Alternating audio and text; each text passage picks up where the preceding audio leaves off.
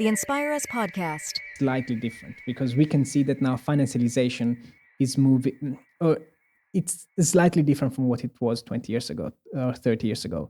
Not only we still have these three relationships, but we also have this expansion, this massive expansion of shadow banking, of these non-bank financial corporations and of the money dealing that expand even more the importance of finance, but it also keeps finance circulating in itself.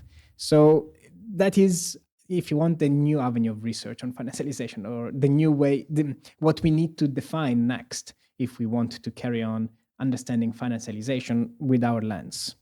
So could you define then what shadow banking is? It's quite new, and many people are starting to hear about these institutions like BlackRock, State Street, Vanguard, that own, they say, like more than 10, 15, 20 trillion. Yeah. And there's like a statistic where they say they own their major holders in 80% of the S&P 500, which is, crazy, and no one saw this coming. Yeah, it is. So what is a little bit shadow banking, and kind of what effect has this on our economy? So again, multiple definitions, more technical, less technical. In terms of technicality, I really like Perry Merling's definition that shadow banking is money market borrowing for capital market lending. So you borrow short term and you invest that in long term in capital markets, which have longer maturities. What does it mean? It means that you have to keep rolling over your debts in order to keep on doing your business. Now, in simpler terms, for non-finance people, it's the expansion of all those financial corporations that are not banks. So you have hedge funds, investment banks, pension systems, pension funds, and so on. All of this and their increased lending and borrowing, or their increased investments in securities, generally speaking, that is the expansion of shadow banking. As you mentioned BlackRock, you mentioned other private equity funds.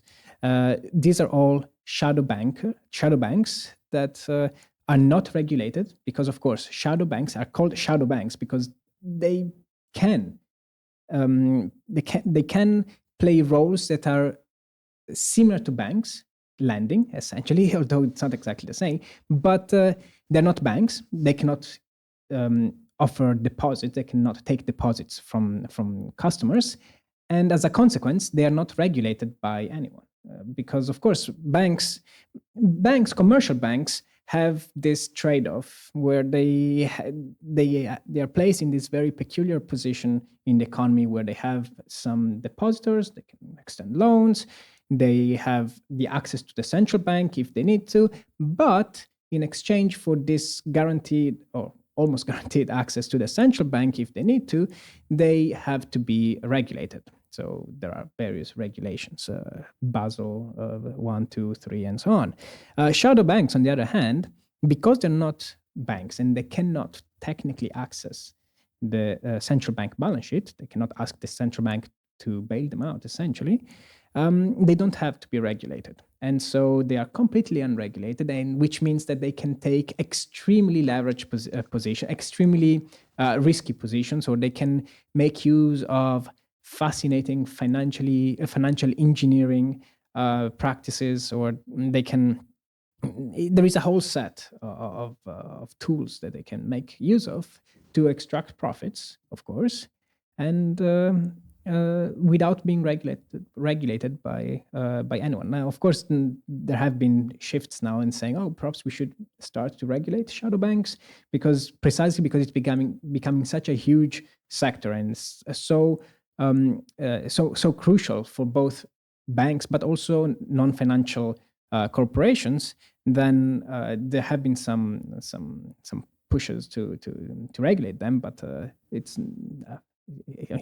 still quite new. Yes, and it's the regulation is again a political process, and we've seen it with all the Basel regulation. You have very nice proposals, Then you have lobbying, and you see a huge amount of money spent on lobbying by banks. And in the case you start regulating shadow banks, you would see spent by the shadow banks. And after all the rounds of consultations over the regulation, they're watered down to to to a ghost of what they looked like at the beginning. So we will see where that goes. Really, it has to be an international effort, or at least there needs to be some coordination amongst countries for them to regulate the shadow banks.